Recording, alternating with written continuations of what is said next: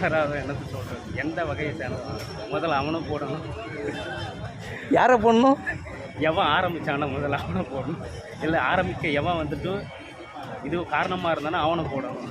பயமாக இருக்குதுன்னு சொல்கிறீங்க? பயமாக இருக்குது. இப்போவுமே வார் இப்போ தான் ஆரம்பிச்சிருக்கு, அதுக்குள்ளே இவ்வளோ இப்போ பிரச்சனைன்னா வந்து இப்போ இன்னும் போக போக வார் இன்னும் ஒரு 3 months 4 months எக்ஸ்டெண்ட் ஆகிடுச்சுன்னா அவ்வளோதான். எல்லாமே மக்களுடைய நிலவரம் எப்படி இருக்கும்? நாங்கள் ஐயா சோறு